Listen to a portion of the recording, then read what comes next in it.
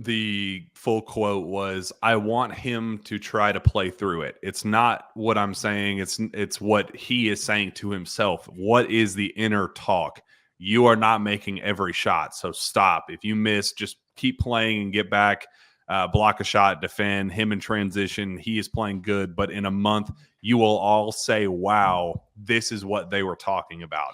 He is working really, really hard, but the stuff doesn't happen on our time or his time. It doesn't. Sometimes you have to go 3 months, 4 months, and all of a sudden you start breaking through, and then you go. Most of the time they have to work through. If they are taking, like, I have to build their confidence, you're not going to be a player in that next league. So it's a good quote.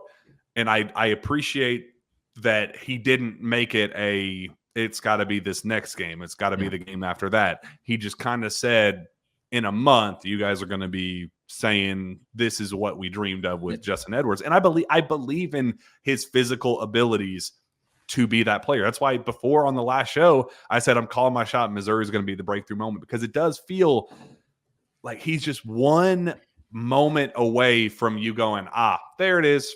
There it is. Now we can focus on the other stuff. We don't have to sit there on pins and needles with every single shot that he takes going, please make this one. Come on, Justin, make like it.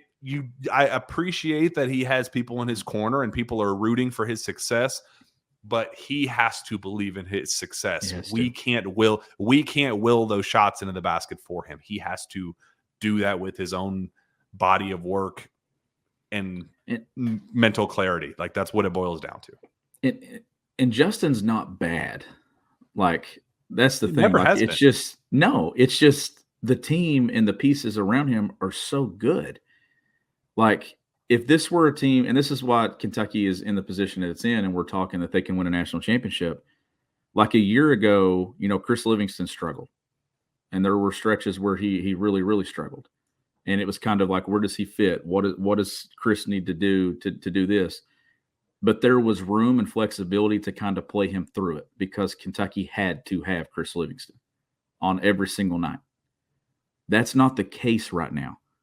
Kentucky can win games without Justin, which then in turn kind of speeds up the process when you're looking at it, because there's so many guys that could go in there and play a few extra minutes. You could give Reed some extra minutes. You could give Rob some extra minutes. If Adu's healthy, you could give him some extra minutes. In league play, the game doesn't slow down, Jack. It actually speeds up. This time of year, college basketball picks up the pace. It's 2 games a week. It's scouting report on top of scouting report. It's league play. It's road games. It's road trips, sometimes 2 in a week. It's tough to kind of get going this time of year if you're struggling. But on a team with so many weapons, the pressure's really not on Justin. That's why I think Cal is kind of just saying, like, it's not this game. Like you said, it's not the next game.